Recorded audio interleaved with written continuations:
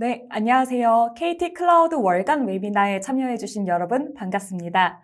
오늘 두 번째 세션인 AGI for Work를 발표할 업스테이지의 정지혜, 소피 매니저라고 합니다. 반갑습니다. 네, 여러분들 요즘 AI 시대라고 하는데 정말 일상 속에서 AI 서비스들을 많이 쓰고 계신가요? 실제로 영화에서만 보던 것들이 이제 일상 속에서 자리 잡고 있는 것들도 하나둘 발견하실 수가 있으실 텐데요. AI는 정말 우리 삶에서 여러 곳에 쓰일 수가 있는데 특히 내가 일을 할 때 혹은 공부를 할 때 있어서 나만의 자비스 같은 게 있으면 어떨까라는 생각 해보신 적 있으신가요? 바로 나만의 자비스를 만드는 이러한 AI 기술들을 AGI for Work, 그러니까 Artificial General Intelligence라고 말하곤 합니다. 대표적인 예시로 두 가지를 꼽아볼 수 있을 것 같아요. 예전에는 우리가 문서를 하나하나 직접 쓰고 분류를 했었더라면 이제는 그 문서 데이터를 데이터베이스화하여 사람이 쓰거나 분류하던 작업들을 모두 AI가 대신 자동화로 진행할 수도 있고요. 또한 여러분들이 가장 친숙하게 쓰시는 라지 랭귀 모델이라고 하여서 여러분들이 평소에 읽고 쓰고 요약하는 것들을 챗GPT 등을 통해서 리포트나 혹은 요약을 하는데 정말 빠른 시간 내에 해결하실 수 있는 경험을 하신 적이 있으실 겁니다. 이렇게 우리의 정보들을 빠르게 처리함으로써 이러한 정보를 바탕으로 의사결정의 효율성도 높아지고 있는데요. 이렇게 우리의 AI가 우리 일상 속에 자리 잡은 요즘 여러분들에게 어떠한 이야기를 전하면 좋을지 정말 많이 고민했었습니다. 그런데 문득 이렇게 AI 서비스를 마주하는 여러분들이 어떤 고민이 있으실까? 그리고 어떠한 반응이 있으실까를 생각해 봤는데요. AI 서비스가 새롭게 나올 때마다 나는 한 번씩 다 써보겠다 싶은 얼리 어답터 분들도 계실 것 같고요. 또한 실제 써보고 나니까 나는 이 중에서도 어떠한 서비스로 나의 업무와 일상을 효율화할 수 있을지 적용을 고민하시는 분들도 많으실 것 같습니다. 또한 이렇게 AI가 업무를 더욱 효율화를 해주는 과정 속에서 이러한 산업에서 나는 어떠한 역할을 할 수 있을지, 어떠한 포지셔닝을 할 수 있을지 고민을 하실 수도 있을 것 같은데요. 이렇게 AI 시대라고 불리는 이 시점에서 우리가 AI 기술을 더욱 효율적으로 적용하며 얻을 수 있는 새로운 가치는 무엇일지, 그리고 그러한 가치를 어떻게 우리가 발굴해낼 수 있을지, 이 질문에 대한 방법을 찾아가는 시간으로 오늘 세션을 진행해 보고자 합니다. 네, 그러면 본격적으로 시작하기에 앞서 오늘 두 번째 세션을 진행하는 업스테이지, 이 기업은 무엇인가 궁금하신 분들도 계실 것 같아요. 그래서 업스테이지에 대한 간략한 소개를 진행한 후에 본격적인 세션을 진행해 보도록 하겠습니다. 혹시 오늘 참여하신 여러분들 중에서 업스테이지를 들어보신 분들 많이 계신가요? 아마도 AI 서비스에 관심이 있으셨던 분들은 들어보셨을 것 같아요. 네, 본격적으로 저희 업스테이지에 대해서 먼저 소개해 드리면요. 저희 업스테이지는 AI 솔루션을 전문적으로 개발하는 AI 기업입니다. Making AI Beneficial이라는 미션과 비전을 바탕으로 계속해서 활약하고 있는데요. 말씀드린 미션 의미 그대로 저희는 AI 기술을 통해 세상을 이롭게 하겠다는 목표를 가지고 있고 먼 미래에 가능할 것 같다고 생각했던 일들을 오늘로 가져오기 위해 노력을 하고 있습니다. 그래서 앞으로 누구나 AI 기술을 손쉽게 사용하고 그 혜택을 누릴 수 있는 세상을 만드는 일은 저희 업스테이지가 앞장서서 하게 될 것이라고 확신하고 있습니다.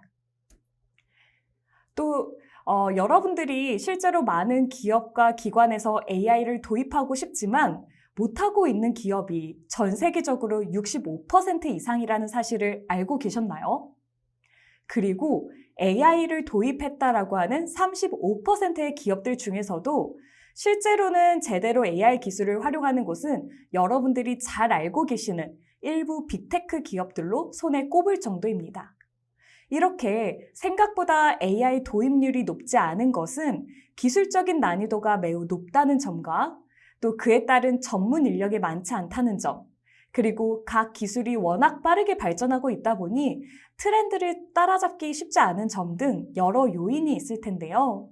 업스테이지는 이러한 AI 기술을 집약한 서비스를 통해 궁극적으로는 AI를 활용한 비즈니스 혁신이라는 것을 실현해 나가고 있습니다.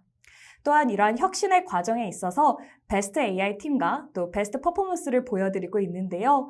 실제 10년 이상의 AI 전문가의 경험을 가진 분들로 구성되어 있는 베스트 AI 팀, 그리고 이러한 팀원들이 모여 세계에서 주목할 만한 성과들을 함께 보여드리고 있습니다. 네, 업스테이지는 앞서 설명드린 것처럼 AI 기술로 해결할 수 있는 비즈니스 문제들을 풀어가고 있습니다. 세계 최고 수준의 AI 모델을 다양한 분야에서 손쉽게 활용할 수 있는 API 시리즈를 출시하여 기업 고객들의 비즈니스 성공에 기여하고 있습니다. 또한 LLM 기술을 비즈니스 환경에 맞게 최적화해 기업들의 업무 효율과 생산성을 높일 수 있는 프라이빗 LLM 서비스를 제공하는 등 AI가 세상에 이롭게 쓰이기 위해 노력하고 있습니다. 또 오늘 웨비나에 참여해주신 분들은 카카오톡 채널 기반에서 만나보실 수 있는 아수거이라는 챗봇 서비스를 굉장히 친근하게 써보셨을 것 같아요. 이러한 모바일 사용 경험의 혁신을 이루는 동시에 대중들의 접근성과 신뢰성을 높여가는 작업에도 활발히 참여하고 있습니다. 또한 그에 준하는 저희 글로벌 성과로서도 세계적인 권위 있는 대회와 그리고 논문에서 많은 수상 실적들을 쌓아오고 있습니다. 네, 또한 저희가 최근에 솔라 10.7B의 모델로 스몰 LLM이 글로벌 1위의 성능을 달성하기도 했는데요. 10.7B라는 굉장히 작은 LLM 모델로도 GPT 3.5를 능가하는 성능을 보여준 것이 괄목할 만한 성과입니다. 또한 이러한 AI 기술에는 한국어 데이터로서의 확보도 굉장히 중요한데요. 저희는 이러한 솔라 프라이빗 LLM을 통해서 국내 최고 수준의 한국어 초고대 언어 모델을 출시하기도 했습니다. 특히 양질의 한국어 데이터를 모으기 위해서 한국어 원티 토큰이라는 프로그램을 통해서 국내 최고의 한국어 LLM 데이터를 확보하고 또 적용해 나가고 있습니다. 네, 이렇게 해서 저희가 업스테이지에 대해서 간단하게 소개해 드렸는데요. 그럼 오늘 두 번째 세션의 가장 본격적인 AI 프로덕트 라이프 사이클에 대해서 시작해 보고자 합니다. 여러분들이 AI를 시작하기 위해 꼭 알아야 할 정보가 있다라면은 AI 생태계란 무엇인지, 그리고 AI 프로덕트를 만드는 A to Z의 과정은 무엇인지를 알아가는 게 굉장히 중요합니다. 따라서 AI 기술을 효과적으로 활용하기 위해 고민해야 할 지점과 AI로 문제를 풀어가는 프로세스 등 실제 현업에서 바로 적용하는 체크리스트와 활용 사례들을 소개해드리고자 합니다. 분명 AI를 시작하고자 할 때 어디서부터 우리가 시작을 해야 될지 정말 많은 물음표와 막막함이 공존할 것인데요. 누구나 처음에는 당연한 막막함이지 않을까 싶습니다. 그렇다면 우리가 이 막막함을 해소하기 위해서 첫 번째로 해야 할 것은 무엇일까요? 바로 AI를 이해하고 알아가는 것입니다. 많은 분들이 AI라는 단어는 많이 들어봤는데 그래서 AI가 뭐예요?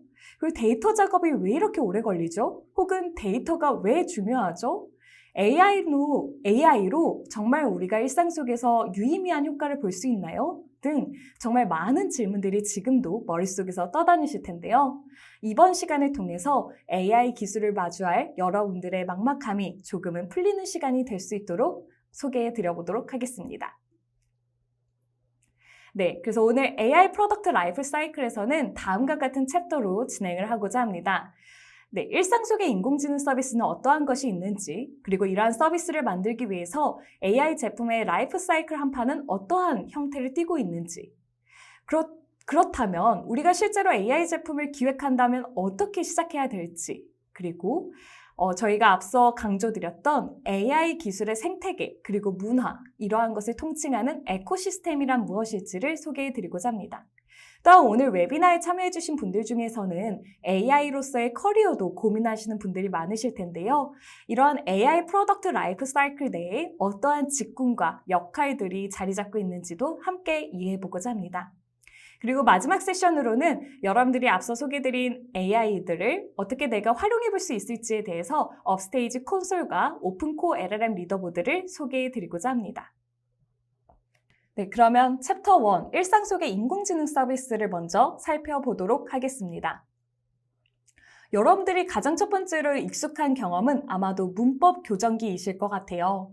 실제로 해외에 메일을 보내시거나 리포트를 작성할 때 내가 쓰고 있는 문체가 포멀한 문체인지 혹은 조금 더 캐주얼하게 작성해야 될지, 그리고 그에 맞는 문법을 내가 쓰고 있는지, 이런 고민들이 굉장히 많으셨을 텐데, 이러한 것들을 저희 라이트업 서비스를 통해서 바로바로 적용해보고 또 생성하는 서비스를 경험해 보실 수 있습니다. 또한 두 번째로는 대화 및 번역기인데요. 여러분들이 데스크톱이나 인터넷에서 쓰시는 이제 챗GPT나 혹은 솔라 콘솔을 통한 대화를 직접 진행해 볼 수도 있고요. 또한 앞서 설명드린 것처럼 모바일을 통해서 카카오톡 채널을 통한 아수겁 서비스로 여러분들이 실제 AI와 대화를 진행하고 또 내가 갖고 있는 내용을 전체 번역을 하거나 혹은 그거에 대한 요약 등의 채팅 작업들을 많이 경험해 보셨을 것 같습니다. 그리고 또 하나로는 여러분들이 이전에 문서들을 하나씩 보고 타이핑을 하셨더라면은 이제는 그 문서를 스캔해서 문서에 작성된 정보들을 모두 추출하는 서비스도 경험해 보실 수 있고요. 또한 이러한 PDF 문서를 바탕으로 대화를 진행하는 서비스도 실제로 경험해 보실 수 있습니다. 또한 이 사진이 굉장히 유명해서 많은 분들이 기억하실 텐데요. 요즘은 다양한 어플리케이션을 통해서 우리가 프롬프트에 기재한 내용에 맞는 새로운 그림들을 만들어내는 생성 서비스들도 많이 마주하고 계시죠. 그래서 이렇게 우리가 일상 속에서 예술 작품을 만든다는 허들을 느꼈던 분들도 굉장히 쉽게 프롬프트로 만들 수 있는 경험을 하실 수도 있었습니다. 또한 이러한 수학 교육에서도 AI가 굉장히 많이 쓰이고 있는데요. 혹시 여러분들 다음과 같은 적분식이 어떠한 식인지 아시나요? 네, 비개발자분들은 이게 어떤 식인지 인식하기도 조금 어렵고 또 개발자분들도 오랜만에 이 수식을 마주하면은 이거 어떻게 계산을 하지? 라고 어려움이 느껴지실 텐데요. 요즘은 이러한 수식을 실제로 인식을 시키면 그 수식이 어떠한 내용이고 어떻게 풀이를 할 수 있는지 그리고 그 정답은 무엇인지까지 소개해주는 서비스를 제공하고 있습니다. 정말 간단하고 편리하게 사용할 수 있는 것 같아요. 또한 검색에서도 AI의 변화를 굉장히 많이 체감할 수 있는데요. 아마도 왼쪽에 구글을 기억하시는 분들 많이 계신가요? 이전에는 통계적인 기술을 통해서 검색 결과가 정말 많이 나왔었습니다. 이렇게 G와 G 사이에 O가 굉장히 많이 있죠. 이 페이지들을 하나씩 눌러가며 정말로 내가 원하는 답변이 무엇인지를 찾아가는 과정을 진행했었는데요. 이 당시의 기술로서는 사용자가 원하는 답변 하나를 추출하는 것이 어려웠기 때문에 왼쪽과 같은 UI가 나왔습니다. 하지만 요즘에는요. 여러분들이 어떠한 질문을 던졌을 때 바로 사용자가 원하는 결과를 보여주는 제로 클릭 서치가 적용되고 있습니다. 이 제로 클릭 서치의 CTR을 살펴보면은 25%가 차지한다고 나와 있는데요. 이 CTR이란 지표는 고객이 원할 것 같은 답변을 제시했을 때 실제로 그 다양한 검색 결과 내에서도 인공지능이 제시한 답변을 선택한 비율이 25%라는 겁니다. 한마디로 4명 중에 1명은 이걸 선택했다고 하니 굉장히 적절한 답변을 잘 짚어줬더라고 볼 수 있겠죠? 또한 생명공학에서도 굉장히 많은 AI의 도움을 받고 있습니다. 생명공학이라는 분야에서는 단백질 구조를 밝히는 것이 정말 중요한 정보인데요. 이전에 밝혀졌던 수십만 개의 단백질 구조를 학습해서 현재는 2억 개 이상의 단백질 구조를 예측하는 서비스가 나왔습니다. 지구상에 존재하는 거의 모든 단백질 구조를 파악했다라는 표현도 적절하다고 하는데요. 이처럼 우리가 정말 오랜 시간 걸렸던 연구가 우리는 단숨에 거의 3개월 만에 가능해진 것이 바로 AI 기술의 발전으로서 마주할 수 있는 결과로 확인해 주시면 좋을 것 같습니다. 네, 이렇게 우리가 일상 속에서 접할 수 있는 AI 기술들, AI 서비스를 살펴보았는데요. 그렇다면 우리가 이렇게 친숙하게 경험하고 있는 AI 서비스들이 어떻게 만들어졌을까요? 이 AI 프로덕트의 라이프 사이클 한 판을 한번 살펴보도록 하겠습니다. 네, 앞서 설명드린 문제 진단, 사전 준비, 제품 개발, 평가 등이 AI 서비스이기 때문에 가장 달라질 수 있는 부분이라고 꼭 언급해 드리고 싶습니다. 그런데요, 이 중에서도 AI 서비스의 성능을 좌지우지하는 가장 중요한 포인트가 있습니다. 바로 데이터입니다. 양질의 데이터를 확보하고 있는가가 AI 성능을 좌지우지할 수 있는데요. 따라서 저희는 데이터 매니지먼트 오퍼레이션, 데이터 관리 프로세스를 굉장히 중시하고 있습니다. AI 트랜스포메이션을 하고 싶은 기업에게도 가장 먼저 확인해야 될 것은 우리가 어떠한 데이터를 갖고 있는지를 아는가입니다. 따라서 문제 정의의 중요성만큼 우리 기업에는 혹은 우리에게는 어떠한 데이터를 가지고 있느냐에 따라서 AI 서비스의 기획이 굉장히 달라질 수 있다는 점을 기억해 주시면 좋을 것 같습니다. 그렇다면 이 AI 프로덕트 라이프 사이클을 조금 더 쉽게 생각해 보면요. AI 프로덕트 라이프 사이클의 전체 큰 판은 어떠한 우리가 식당을 운영할 때 식당을 운영하고 지속하기 위한 매뉴얼이라고 생각해 보시면 좋을 것 같고요. 특히 AI 서비스이기 때문에 유의해야 되는 AI 제품 개발 과정은 우리가 실제 메인 요리를 진행하는 과정이라고 생각해 보시면 좋습니다. 그리고 그 중에서도 가장 중요하다고 언급하고 있는 이 데이터 부분은 우리의 핵심 재료를 공수하고 가공하는 과정이다라고 이해하고 대입해 보시면 쉽게 이해하실 수 있을 겁니다.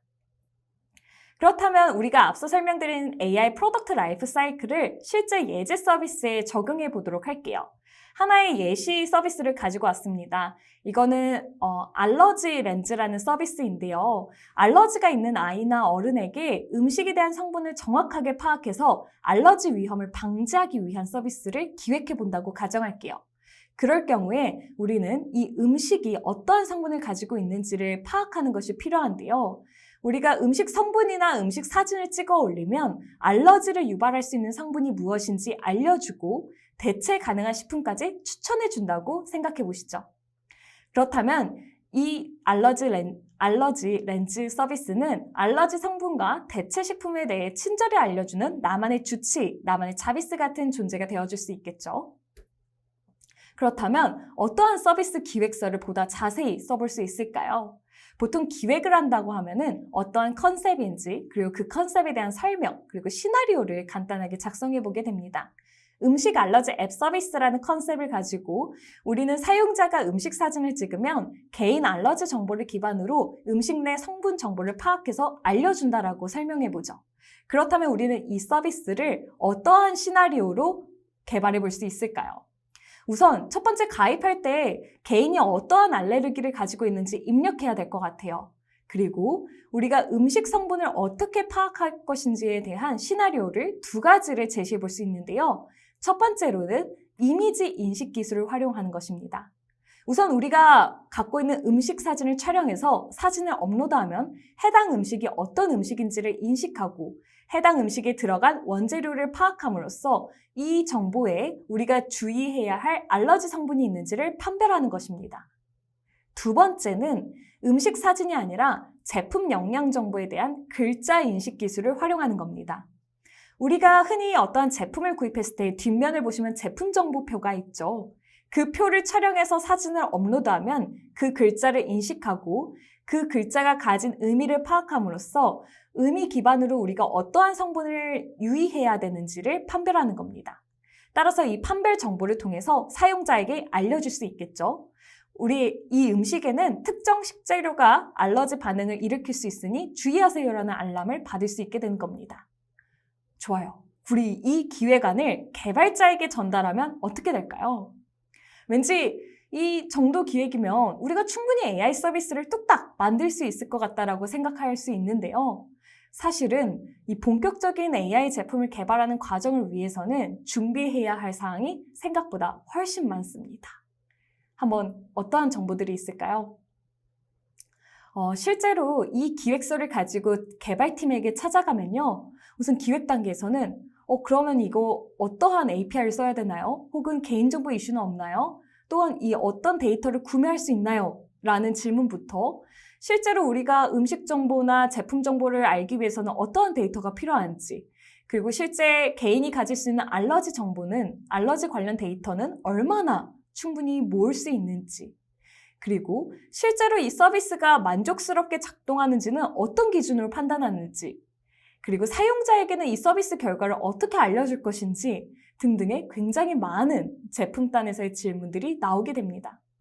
또한 제품을 개발하는 과정뿐만이 아니라 실제로 제품을 출시했을 때 계속해서 지속할 수 있는 유지 보수 과정에서도 우리가 어느 정도 수준을 계속해서 높은 성능을 유지해야 되는지, 그리고 사용자의 피드백을 통해서 어떠한 부분을 추가로 반영해야 되는지 등 엄청나게 많은 질문들을 개발팀으로부터 받게 됩니다.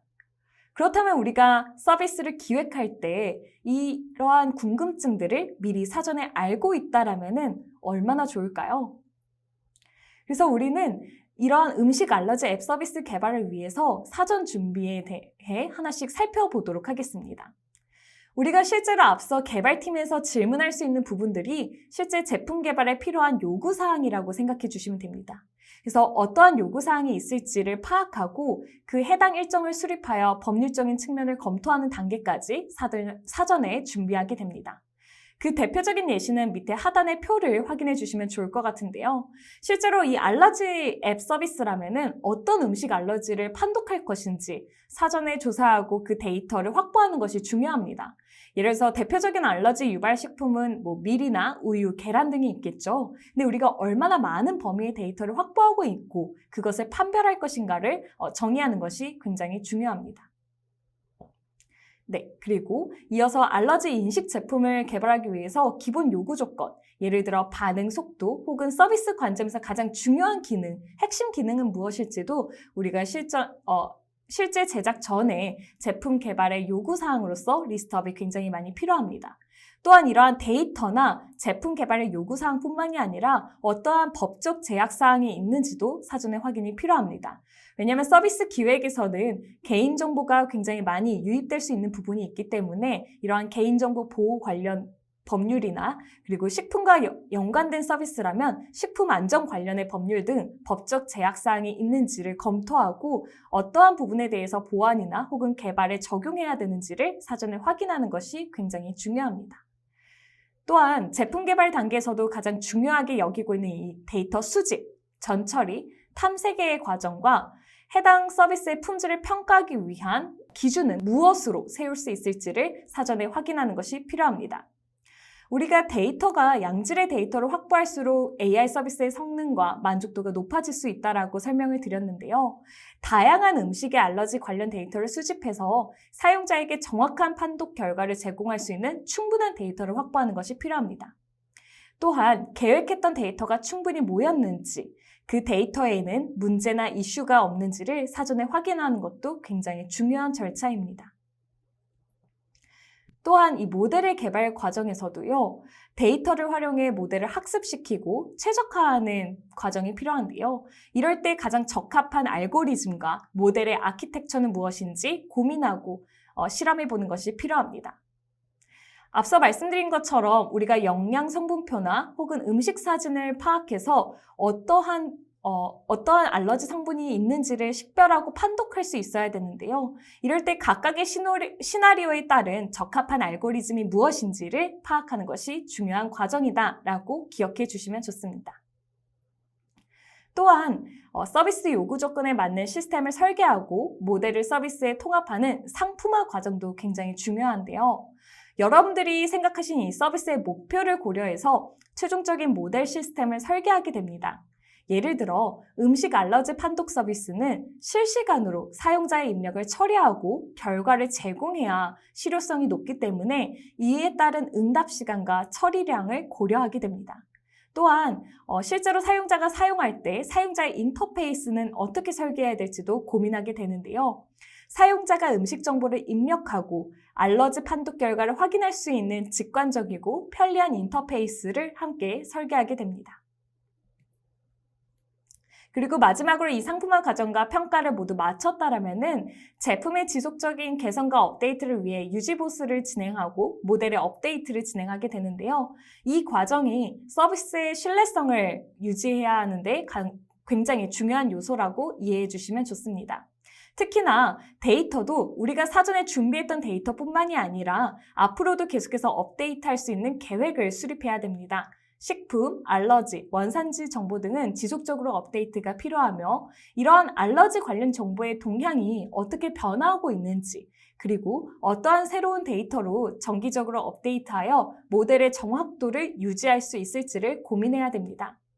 또한 이러한 음식 알러지 판독 서비스는 개인정보가 포함되기 때문에 사용자의 건강과 안전에 중요한 정보들을 잘 보호하고 저장할 수 있도록 보안에도 굉장히 많은 유의가 필요합니다. 이러한 전반적인 서비스를 계속해서 모니터링하고 필요에 따라서는 서비스 기능을 추가하는 기능까지 고민할 수 있겠죠? 예를 들어 우리가 처음에는 한국어로 출시했다 하더라도 이후에는 다국어 지원 서비스, 그리고 신규 식품 카테고리를 추가하는 등 사용자 맞춤형 결과 등의 기능들을 추가할 수 있습니다. 네, 앞서 예제 서비스를 바탕으로 AI 프로덕트 라이프 사이클을 어떻게 적용하고 또한 사전에 고민해야 될 것이 무엇인지를 짚어봤는데요. 그렇다면 AI 문제를 정의하고 기획하는 것은 어떻게 시작할 수 있을까요? 여러분들이 AI에 대한 기술을 적용하는 여부는 사용자 니즈를 파악하고 검증하는 것이 굉장히 중요합니다. 단순히 모두가 하는 것 같아서 이 트렌드를 따라간다고 적용한다면 실패할 가능성이 굉장히 높습니다. 우리가 실제로 AI 서비스 기술을 개발하기 전에는 아래의 4가지를 판단해 보는 것이 중요합니다. AI가 우리의 서비스에 필요한 문제를 해결할 수 있는가? 그리고 이 AI 기술이 사용자에게 가치를 더할 수 있는가? AI 기술이 효율적으로 문제를 해결할 수 있는가? 마지막으로는 AI를 적용하는 것이 실제로 서비스에 큰 임팩트를 줄 수 있다고 판단될 때 AI 기술의 적용 여부를 결정하는 것이 가장 현명한 판단이라고 볼 수 있습니다. 그렇다면 우리가 이 AI를 적용할 수 있는가에 대한 고민을 할 때에는 검증이 우선되어야 되는데요. 이 검증이라는 것은 우리가 정의한 이 서비스의 문제를 AI 기술로서 해결할 수 있는 것인가를 고민하는 것입니다. 그랬을 때는 AI가 다른 것보다도 더 잘할 수 있는 영역인지, 그리고 현재의 AI 기술로 실현 가능한지를 판단하는 것이 중요한데요. 조금 더 자세히 살펴보면요. AI가 잘할 수 있는 영역과 가치를 더할 수 있는 영역은 비교적으로 명확합니다. 또한 AI를 적용하는 것이 전체 관점에서는 비효율적인 경우도 발생하기 때문에 해당 부분을 고려해야 되고요. 또한 현재 AI 기술로 실현이 가능한 정보인지를 확인해야 됩니다. 우리가 현재 AI 기술로 쉽게 적용할 수 있는지, 혹은 어렵지만 해볼 수 있는 정도인지, 아니면 현실적으로 불가능한 상황인지를 현실적으로 파악하는 것이 필요합니다. 실현 가능성은 당시의 고민 시점에 AI 기술의 발전에 따라 달라질 수 있음을 고려해 주시는 것이 좋습니다. 또한 기술 발전이 워낙 빠르게 변화하다 보니 항상 개발팀의 의견을 확인하고 또 연구 동향, 산업 동향을 파악하는 것이 중요할 수 있습니다. 그렇다면 AI가 잘할 수 있는 영역은 무엇일까요?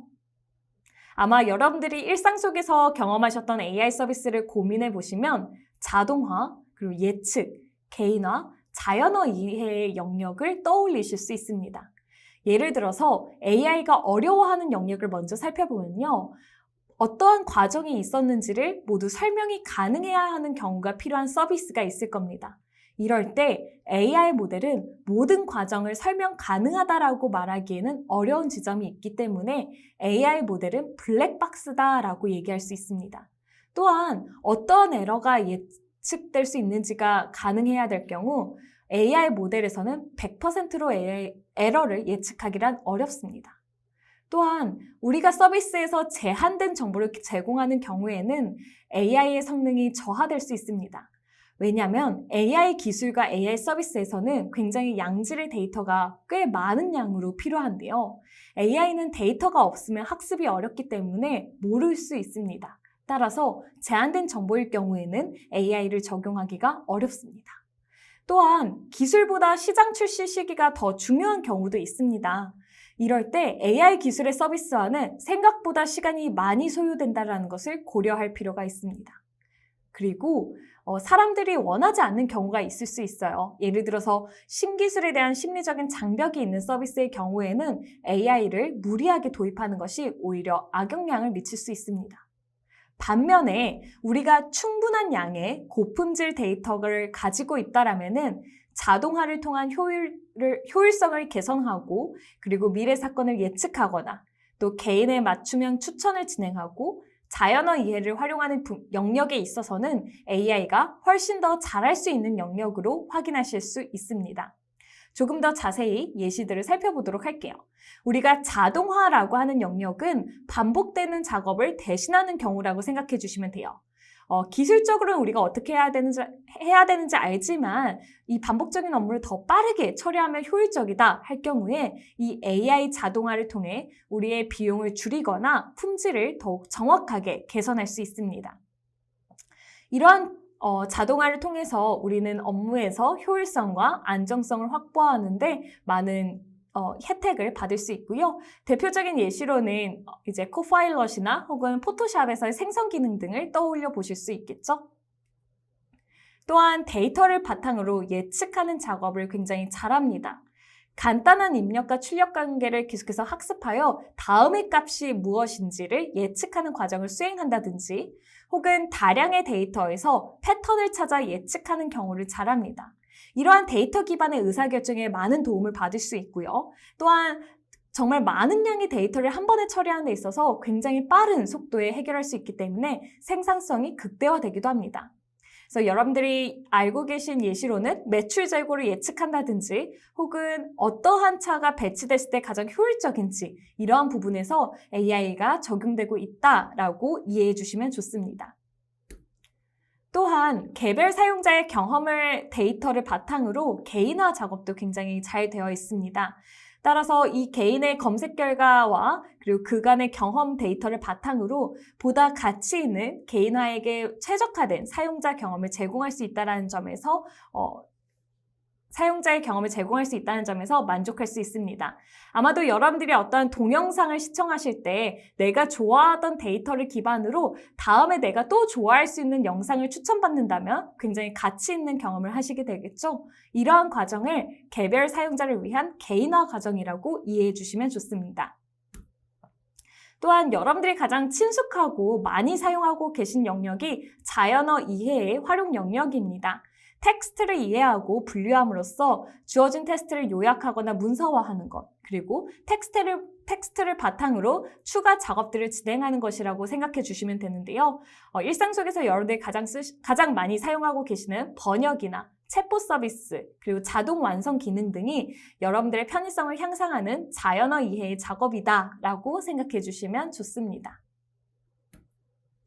그렇다면 지금까지 소개해드린 부분들을 체크리스트로 한번 정리해보고자 합니다. 여러분들에게 AI 서비스를 기획할 때 가장 중요한 것은 문제 정의라고 말씀드렸어요. 서비스 기획에서의 첫 번째 작업이기도 한데요. 여러분들의 서비스 혹은 여러분들은 어떠한 문제를 해결하고자 하는지 그리고 그 서비스를 이용하는 사용자는 누구인지를 고민하고 실제로 그 문제를 AI로 해결할 수 있는가에 대한 고민, AI 역할을 정의하는 과정이 굉장히 중요합니다. 따라서 아래 체크리스트에 적혀진 내용처럼 해당 문제가 자동화 혹은 예측, 패턴 인식과 같이 AI가 잘할 수 있는 영역에서 해결될 수 있는지, 그리고 AI를 적용함으로써 어떠한 새로운 가치와 이점을 얻을 수 있는지, 그리고 이러한 AI 기술이 현재의 문제를 해결하는데 가장 적합한 솔루션인지, 그리고 현재 그 AI 기술이 AI 알고리즘, 모델, 기술에 있어서 최신의 동향을 적용했을 때 효율적인지 등을 판단하는 것이 중요합니다. 또한 이러한 모든 리소스를 투입하는 것은 비용이 따를 텐데요. 이러한 비용과 효율성을 고려했을 때 비즈니스 임팩트는 얼마나 큰지도 판단하는 것이 굉장히 중요합니다. 그래서 앞서 설명드린 내용에서의 중요한 포인트는 이 체크리스트 한 판에 담아두었는데요. 여러분들이 AI 기술을 도입할지 적용 여부를 판단하기 위해서는 이 세 가지 주제의 체크리스트를 적용해보고 이 체크리스트에 모두 대답할 수 있는가를 살펴보시면 보다 더 편리하게 AI 기술 적용 여부를 판단하실 수 있을 겁니다. 그러면 앞서 설명드렸던 제품 성분표를 예시로 이 앞단의 체크리스트를 적용해 보면 다음과 같이 답변해 볼 수 있습니다. 우리가 해결하는 문제는 무엇인가요? 우리는 제품 성분표에 적혀진 정보를 바탕으로 알러지 유발할 가능성이 있는지를 판단하는 서비스를 제공하는 겁니다. 그래서 이 문제는 제품 성분표만 있으면 누구나 쉽게 1초 만에 나의 알러지 여부를 확인할 수 있다라는 솔루션을 제시할 수 있고, 이 서비스를 사용하는 사용자는 알러지에 민감한 누구나 사용할 수 있겠죠. 그리고 또 식단 관리에 민감한 분들이라면 칼로리나 비건 등의 카테고리를 통해서 확인할 수 있을 겁니다. 그러면 우리는 이러한 성분표를 촬영해서 알러지 성분을 누구나 쉽고 빠르게 파악할 수 있는 서비스를 만들게 된다라고 문제정의 챕터를 정리할 수 있고요.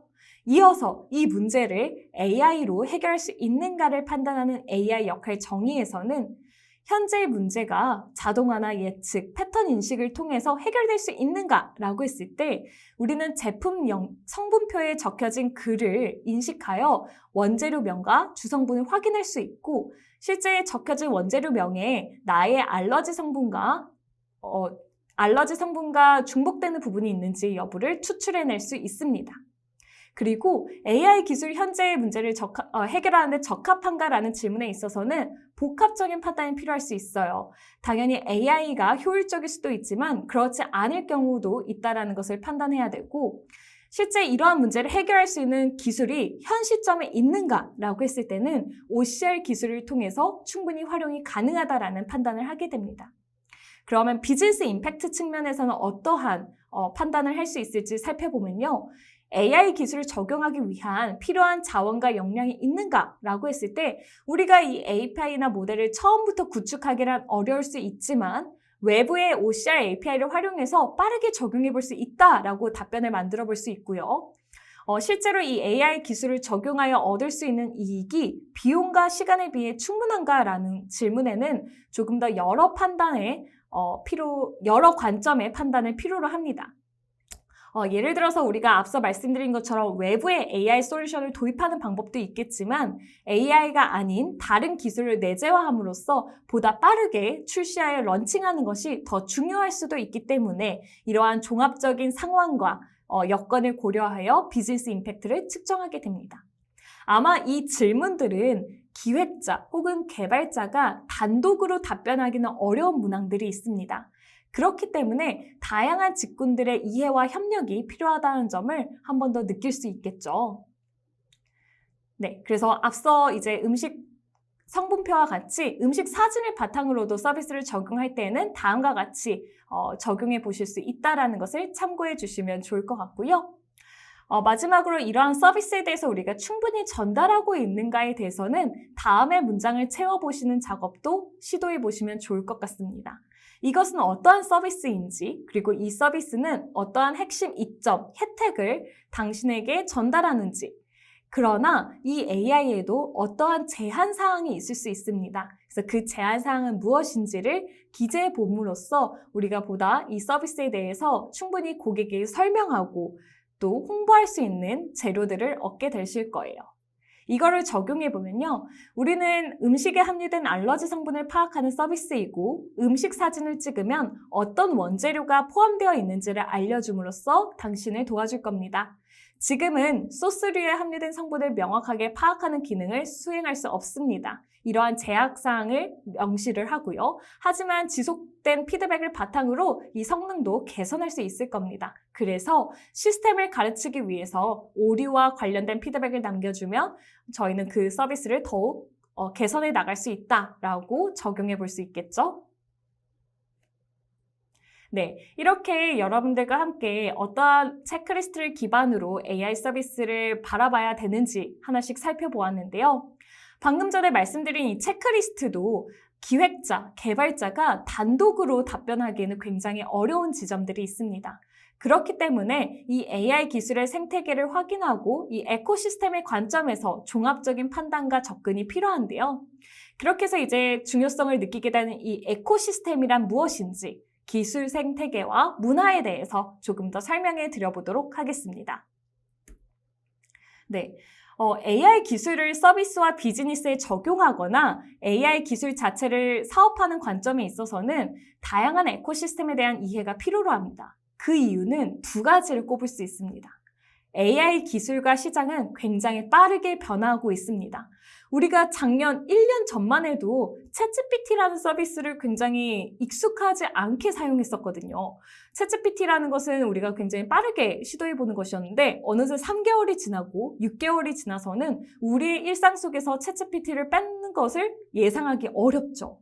이처럼 AI 기술은 굉장히 빠르게 변하고 있고 어떠한 이 서비스의 발전 과정을 누구도 먼저 가보지 않은 길이기 때문에 굉장히 어렵습니다. 따라서 이런 AI 기술을 실제 서비스에 적용하고 상용화하는 관점에서는 다양한 직군 간의 협업과 그리고 논의가 필요로 한다는 것을 한 번 더 설명드리고 갑니다. 그래서 이 AI 에코시스템의 컬처로서는 빠르게 공유하고 함께 개발하는 분위기가 형성되어 있습니다. 아마 여러분들 중에서는 캐글이라는 인공지능 대회 플랫폼을 아시는 분들도 계실 텐데요. 이 캐글 플랫폼에서는 기업의 실제 문제와 데이터를 바탕으로 AI 모델을 개발하고 참여자들이 다양한 모델을 리더보드에 업로드함으로써 모델 간의 성능을 비교할 수 있는 플랫폼입니다. 그래서 지금 현재 1,400만 명 이상의 회원들이 활동하고 있고 실제로 다양한 문제들을 접근해 볼 수 있기 때문에 여러분들도 한번 체험해 보시면 좋으실 텐데요. 실제로 이러한 캐글과 같은 인공지능 대회에 AI 리서치나 혹은 AI 엔지니어가 참여하는 이유는 이러한 집단지성을 통해서 더 좋은 AI 모델을 만들고 그리고 이 모델링 훈련을 계속해서 진행하기 위해서입니다. 특히나 이 캐글이라는 플랫폼에서는 공유 문화가 굉장히 활성화되어 있습니다. 단순히 나의 모델링만 집중해서 올리고 끝나는 것이 아니라 내가 이 모델링을 진행하는 과정에서 배웠던 코드나 혹은 참고했던 자료들을 이러한 게시판을 통해서 활발하게 공유를 하고 있어요. 그래서 이러한 공유 문화 덕분에 거의 대부분의 대회에서의 소타 모델, 그러니까 가장 성능이 좋은 모델을 계속해서 개선해 나가는 성과들을 만들어 나가고 있습니다. 이러한 집단지성의 공유 문화 덕분에 AI 기술이 더욱 빠르게 발전할 수 있다는 사실도 기억해 주시면 좋을 것 같아요. 그래서 이러한 캐글에서는 다양한 공유 문화가 자리 잡고 있고 이러한 정보의 공유로 정보의 불균형을 없애는 데도 기여하고 있습니다. 여러분들도 이러한 캐글과 같은 AI 대회에 참여하신다면 자신의 과정에서 겪었던 오류나 그 오류의 솔루션 해결 과정을 게시판을 통해서 다양하게 공유해 보시는 것을 적극적으로 추천드립니다. 또한 그 정보에 도움을 받는 분들은 또 자신의 콘텐츠를 공유하고 다시 재전달함으로써 굉장히 선순환되는 구조를 경험해 보실 수 있을 거예요. 그리고 또한 이런 캐글에서는 높은 순위의 모델은 아니더라도 친절한 설명을 곁들인 코드를 공유함으로써 초심자들이 이러한 대회에 빠르게 이용할 수 있도록, 참여할 수 있도록 도와주는 과정들이 굉장히 활발히 공유되고 있습니다. 아마 여러분들이 대회 튜토리얼 가이드라는 것도 많이 접해보셨을 텐데요. 캐글의 이제 AI 모델에는 베이스라인 코드라는 것도 굉장히 중요한데요. 이 베이스라인 모델에 대해서 보다 상세한 주석과 코드에 대한 설명을 바탕으로 그 모델이 어떻게 구성되었는지를 이해하는 것만으로도 굉장히 큰 공부가 되고 있습니다. 그래서 여러분들이 AI 대회 경험이 없다 하더라도 초심자들도 쉽게 진입할 수 있는 환경이 구축되어 있으니까요. 한번 참여해 보시기를 추천드립니다. 네. 그래서 이러한 경험 공유 문화로 AI 에코시스템이 확장되고 있다라고 설명을 드렸는데요. 그렇다면 이제는 어떻게 일하는지 그 일하는 방식에 대한 유스 케이스를 설명드리도록 하겠습니다. 대표적인 첫 번째 예시 케이스는 이제 허깅페이스에서 오픈 LLM 리더보드의 1위를 달성한 기업의 일하는 방식을 조금 설명해 드려보도록 할게요. 우선 첫 번째로 어떠한 도메인의 모델을 개발하더라도 리더보드 시스템을 보유하고 있습니다. 이 리더보드 시스템을 적용한다는 것은 리더보드 운영으로서 가지고 있는 이점이 굉장히 뚜렷하고 많다라는 것을 이해하실 수 있는데요. 이러한 리더보드 시스템에서는 우리가 다양한 매트릭으로 정량 평가의 결과를 확인할 수 있기 때문에 보다 객관적인 성능 평가가 가능합니다. 또한 서비스 상용화는 어떠한 하나의 매트릭만으로 평가하는 것이 아니라 다방면의 관점으로 평가가 굉장히 필요합니다. 그래서 이러한 객관적인 성능 결과를 확보하는 데 도움을 많이 받을 수 있고 또한 한 명만 참여하는 것이 아니라 여러 명이 이 과제에 참여하게 되면 굉장히 다양한 방법들이 시도되기 때문에 더 나은 결과와 더 나은 모델링을 실험하고 그 결과를 확인할 수 있다는 점에서 건강한 경쟁을 기반으로 한 모델 성능 평가 시스템을 전사적으로 도입했다라고 이해해 주시면 좋을 것 같습니다. 또한 저희는 개발 직군, 비개발 직군뿐만이 아니라 모두 전사적으로 기술에 대한 이해도가 낮은 직군들도 AI에 대해서 이해하고 이야기를 나눌 수 있는 지속적인 정보와 스터디를 진행하고 있습니다. 여러분들도 보통 AI라고 하면은 수식이 빼곡할 것 같죠? 하지만 오늘 제가 설명드린 것처럼 AI 서비스를 기획하는 데 있어서는 노수식, 노코드로도 충분히 적용해 볼 수 있습니다. 그래서 오늘 웨비나에 참여해 보신 분들도 개발자이거나 비개발자이시더라도 내가 그 기술에 대한 이해도를 계속해서 높일 수 있는 정보와 스터디를 찾아보신다면 굉장히 많은 도움을 받으실 수 있을 겁니다. 네, 그러면 이렇게 어떻게 일하는지에 대해서도 간단하게 설명을 드려봤는데요. 다음으로는 이 AI 에코시스템에서 프로덕트 라이프 사이클에 어떠한 직군들이 협업하고 역할을 수행하는지에 대해서 살펴보도록 하겠습니다. 보통 이런 이야기들 많이 하죠. 그 서비스에서 어떤 오류가 발생했을 때 이거는 개발자가 알 것 같은데 한번 확인해 보시죠. 뭐 이런 대화가 나누고 있다고 했을 때 이 개발자는 누구를 말씀하시는 건가요? 라는 질문을 떠올리게 됩니다. 왜냐하면 AI 기업에는 정말 다양한 직군의 개발자가 있더라고요. 아마 비개발로 살펴보더라도 마케팅에서도 브랜딩 마케팅, 퍼포먼스 마케팅, CRM, PR, 콘텐츠 마케팅 등 마케팅이라는 분야 안에서도 다른 팀이 봤을 때는 각각의 역할들이 있는데 외부, 멀리서 보면 하나의 마케팅으로 보이죠? 이것도 개발과 같습니다. 우리가 멀리서 보면 그냥 개발이라는 단어로 설명되는 것 같지만 마케팅에서도 브랜딩 마케팅, 퍼포먼스 마케팅처럼 그 개발의 세부 분야가 굉장히 많습니다. 우리는 어떠한 개발들이 이뤄지고 협업이 되는지를 알수록 더욱 정확하게 문제를 해결할 수 있겠죠. 그래서 이 AI 프로덕트 라이프 사이클에는 필요한 팀의 아레나는 다음과 같이 펼쳐볼 수 있습니다. 어떠한 프로덕트를 하나 만든다고 했을 때 그 프로젝트의 팀에는 비즈니스 사업 개발이 필요할 수도 있고요. 또 마케팅과 영업, 그리고 고객의 경험을 성공적으로 이끄는 작업, 그리고 법률적인 검토를 위한 법적 자문 영역도 있을 겁니다. 또한 실질적인 이 제품을 개발하기 위해서는 프로덕트 관점에서의 매니저, 그리고 리서치 영역, 그리고 엔지니어링 영역 등을 나눌 수 있을 거예요. 근데 이러한 엔지니어링 영역에서도 DevOps나 QA, 인프라, 시큐리티, DMOps 등 굉장히 다양한 영역을 포괄하고 있습니다. 조금 더 개괄적으로 살펴보면요. 윗단에 설명드린 비즈니스 디벨롭먼트나 마케팅, 커스터머 석세스는 비즈니스 영역으로 본다면 아래 영역을 엔지니어링 영역으로 살펴보실 수 있을 거예요.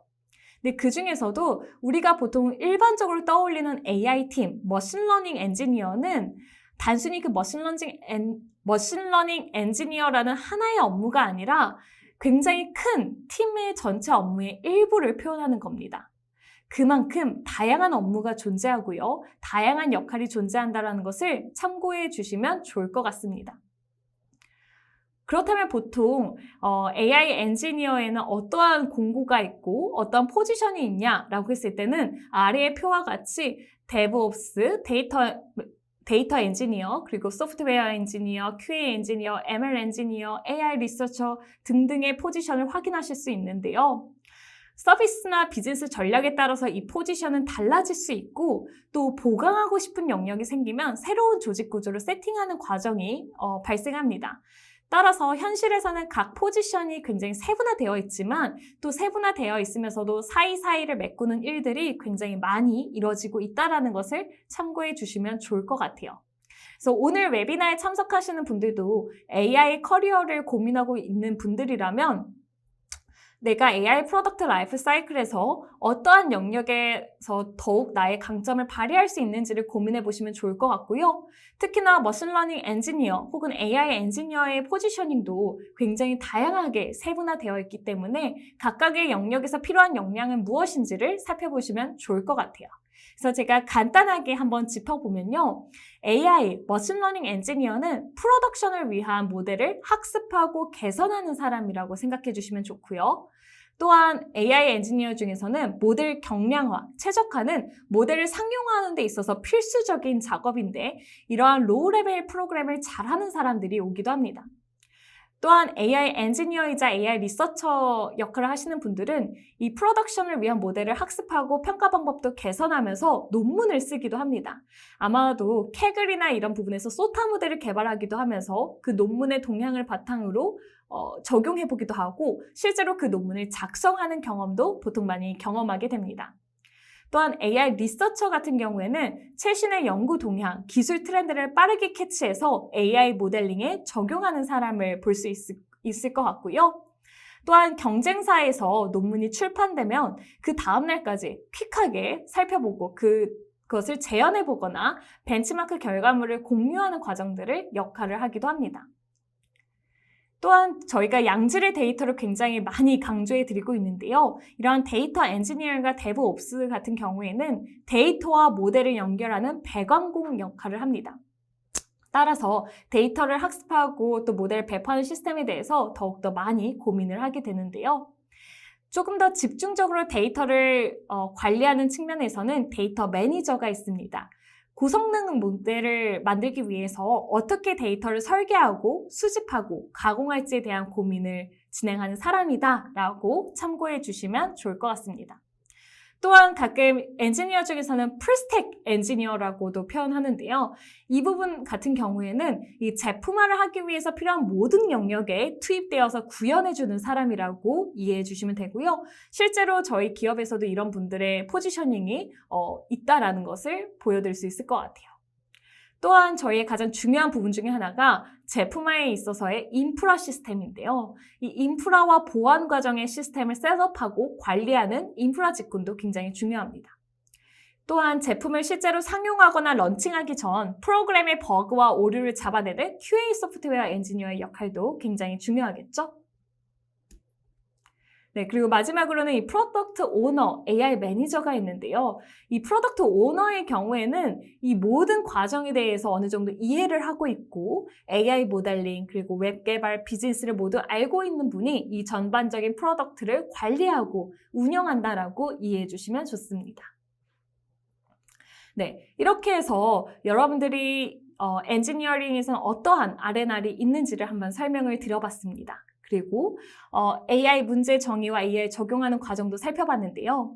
지금까지 제가 설명드린 내용에서 가장 중요한 포인트 3가지를 랩업해 본다면요. 첫 번째, 가장 중요한 것은 문제 정의이다. 그리고 그 문제를 AI로 해결할 수 있는가를 판단하는 과정이 굉장히 중요합니다. 이 과정에 있어서는 어느 한 직군만의 답변이 필요한 것이 아니라 AI 에코시스템 관점에서 다양한 방면의 관점의 검토가 필요하다는 사실을 잊지 않으시면 좋을 것 같고요. 또한 AI 성능을 더욱 만족스럽게 만들기 위해서는 양질의 데이터 확보가 너무나 중요하고 또한 이러한 데이터를 계속해서 어떻게 설계하고 수집하고 적용할 것인지에 대한 모델 설계에서 필요한 데이터 플라이휠이 무엇인지를 고민하는 것이 굉장히 중요합니다.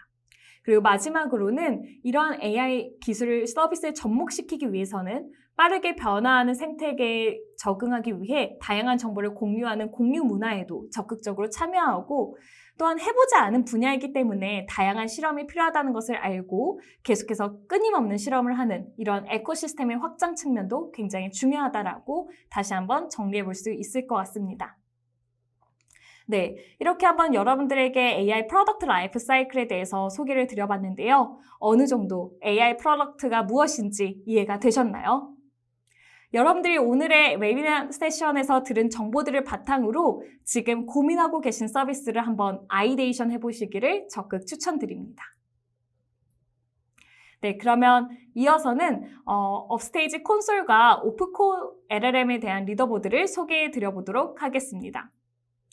저희 업스테이지 콘솔 같은 경우에는 업스테이지 홈페이지에 들어오시면 다음과 같은 화면을 확인하실 수 있는데요. 이 화면에서 API를 클릭하시거나 하단에 콘솔을 클릭하시면 콘솔 홈페이지로 직접 들어오시게 됩니다. 실제 이 콘솔 홈페이지에 들어오시면 왼측에 보시면 API들을 직접 활용해 보실 수가 있고 또한 솔라 챗을 활용해서 대화나 혹은 번역 등의 작업들을 바로바로 적용해 보실 수 있습니다.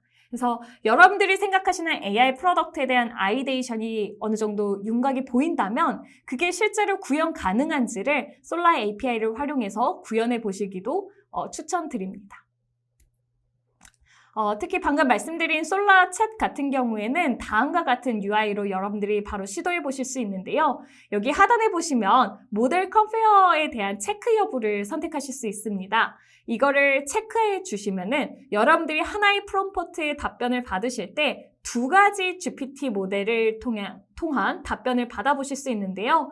그 중에서 어떠한 모델의 답변이 나에게 조금 더 적합하고 알맞는 답변을 제공하는지도 비교해 보실 수 있으니까요. 이 컴페어 모드도 함께 시도해 보시기를 적극 추천드리겠습니다.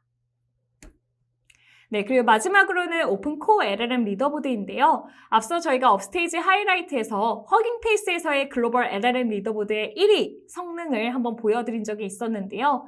저희는 한국어 모델의 활성화 그리고 에코시스템을 확장하기 위해서 한국어 모델의 LLM 리더보드를 직접 운영하고 있습니다.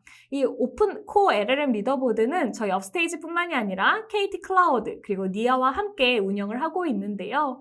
이 오픈코어 LLM 리더보드에는 한국어 모델의 성능을 계속해서 높이고 또한 어떠한 변화와 개선, 보완이 필요한지를 고민하는 토론의 장으로서도 활용되고 있습니다. 그래서 여러분들도 궁금하신 분들은 실제 이 허깅 페이스의 오픈코어 LLM 리더보드에 접속하셔서 확인해 보셔도 좋을 것 같고 실제 오픈된 모델들을 활용해서 더 높은 성능의 모델을 개발해 보시는 실험도 진행해 보시기를 추천드립니다. 네, AGI for Work의 두 번째 세션을 이렇게 마무리하게 될 것 같습니다. 오늘 설명드린 정보를 통해서 AI를 시작할 때 꼭 알아야 할 AI 생태계와 AI 프로덕트의 A to Z에 대해서 어느 정도 그림이 그려지셨나요? 여러분들이 AI 기술을 효과적으로 활용하기 위해서 고민해야 될 지점들과 또한 실제로 AI로 문제를 풀어가는 프로세스를 실제 현업에서 바로 적용해 보시기를 추천드립니다. 또한 오늘 알게 된 질문 리스트들 바탕으로 여러분들이 AI 기술을 적용하며 얻을 수 있는 새로운 가치는 무엇일지 그리고 그러한 AI 에코시스템 속에서 나는 어떠한 포지셔닝을 해볼 수 있을지를 고민해 본다면 우리는 더욱 많은 AI의 이점을 활용해 볼 수 있지 않을까 기대됩니다. 네, 오늘 AI 클라우드 활용 교육 웨비나의 AGI for Work는 이렇게 마무리가 될 텐데요. 여러분들이 오늘 웨비나의 종료 시점에 배포되는 설문을 참여해 주시면 그 설문 참여자 중에서 추첨하여 저희가 보다 자세한 AI 교육을 들으실 수 있는 할인권도 제공해 드리고 있으니까요. 많은 설문 참여를 부탁드리도록 하겠습니다. 네, 그럼 AGI for Work 세션은 여기서 마무리하도록 하겠습니다. 들어주셔서 감사드립니다.